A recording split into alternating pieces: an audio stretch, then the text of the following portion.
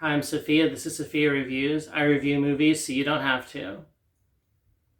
The Goonies is like if Indiana Jones was several children instead of one man, and instead of a tomb in some faraway land, it was just underground in some seaside American town.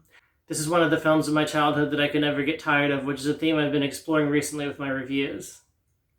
I look at a movie like this and then look at some of the bland films today of similar tones, not just the ones made for kids either, and I feel like cinema's taken a massive step back at capturing certain types of films. Oh sure, A24 can scare me while making me think, but films like The Goonies, that are these fun, silly adventures, they've dried up and tanked in quality as the years went on. With my parents gone, films like these can be sort of a bittersweet time capsule to my childhood. The joy they once gave me is now accompanied by a lump in my throat. On to the review. The film opens with a logo, and then the eye in Goonies is dotted with a skull, which is pretty metal. Cut to a man in prison who has hung himself and left an unalive note. It says, "To whom it may concern, you schmuck. You really think I'd be stupid enough to unalive myself? Saying made up internet words to avoid being punished by the algorithm is fun." The hung man then smacks the prison guard and makes for an escape. A man in a suit pours gasoline on the ground outside the jailhouse. They struggle with the handle of the car, and the gasoline is set on fire. As he gets in the car, a car chase ensues.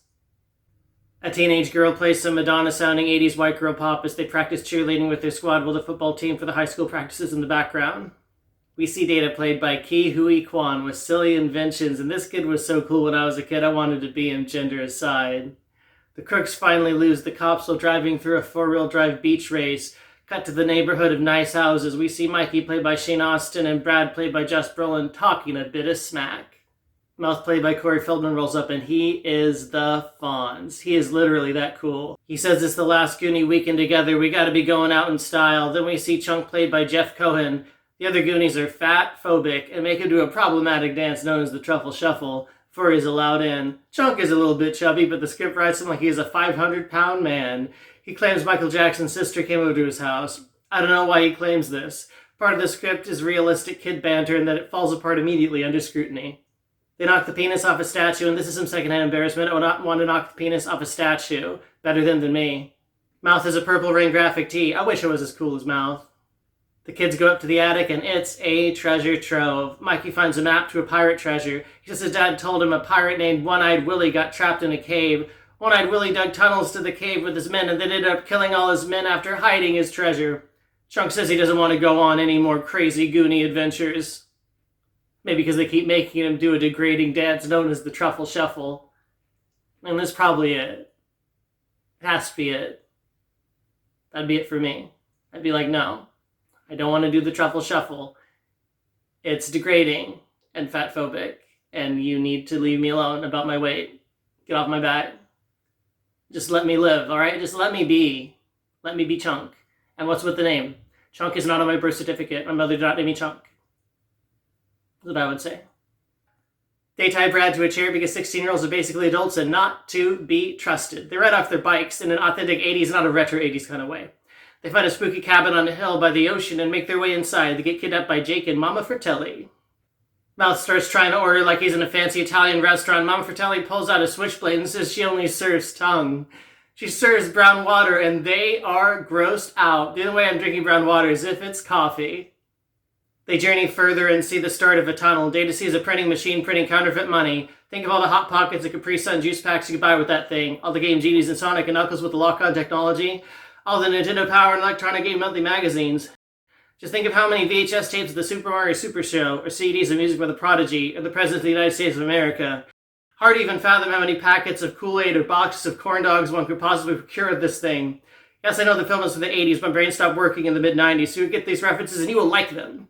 Steph, played by Martha Plimpton, and Andy, played by Carrie Green, are also present, and also Goonies, and all that good stuff. I have a hard time keeping track of large casts sometimes when I write a review. Chunk gets locked in the freezer with the corpse, and the rest of the Goonies make it down a passage. Rough deal for Chunk. He's a chunk-sickle now. The pipes in the passage are connected to the bathroom in the country club, and hijinks ensue. The water fountain in the tennis court goes up and down and bangs into someone's face. The handles in the shower fall off. A guy in the toilet, and the toilet gets rocketed into the ceiling, and his head bashes through the roof, and that escalated quickly. They see a skeleton trapped under a rock. Data says he thinks it's Chester Copperpot from 1935, who went into the cave and never made it back out. Now he's a spooky skeleton, but before you get too judgmental thinking about how spooky skeletons are, I'd like to remind you there's a spooky skeleton inside of you right now. Inside of me too, no!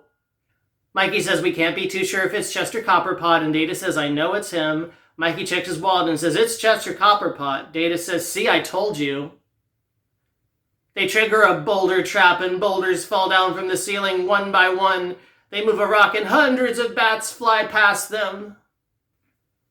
Mama Fratelli is threatening to put Chunk's hand in the blender. Yikes! The Goonies reach an underground waterfall covered in coins and realize it's the bottom of a wishing well. This is my favorite scene in the film. Annie says she always used to believe that when you threw your money in it, it turned into your wish. Mouth picks up a coin and says, "This one was my dream wish and it didn't come true, so I'm taking it back. I'm taking them all back." The Goonies are about to climb up and use the well rope. Mikey says Chester Copperpot was a pro. He never made it this far. Look how far we've come. We've got a chance. Andy says, "Chance at what? Getting killed? Look, if we keep going, someone's really gonna get hurt. Maybe dead. Sounds bad. I hear dying hurts. A dead person told me so. Besides, we've got to get to the police. Maybe Chunk already got to the police," says Mikey. "Maybe Chunk is dead," says Andy. "Don't say that. Never say that. Goonies never say die," says Mikey. "Goonies are the opposite of zombies, who always say brains." "I'm not a Goonie. I want to go home," says Andy. Mikey says the next time you see the sky, it'll be over some other town. The next time you take a test, it'll be at some other school. Our parents want the bestest stuff for us, but right now they gotta do what's right for them because it's their time. Their time up there. Down here, it's our time. It's our time down here. I didn't put a joke there because I really think the drama hits hard in that scene and I'm not gonna apologize. The Goonies run into an organ made out of bones and there is a puzzle they have to solve written on dusty notes. The criminals show up and Data smacks them in the face with a gag boxing glove gadget. They solve the puzzle and a secret passage opens up. This is just like Mike Tyson's Punch-Out except for the lack of Mike Tyson. They then go down a water slide, a wacky loony Goonie water slide. There are various tunnels that serve as waterfalls into a body of water in the cave next to One-Eyed Willie's pirate ship. The Goonies get to the pirate ship and go through all the treasure. Mikey finds all the pirates lined up with a lot of treasure around a dining table. Mikey sees a pirate with an eye patch and starts talking smack to a skeleton. That skeleton is One-Eyed Willie's skeleton. A scary, scary skeleton like the one inside you and the one inside me right now.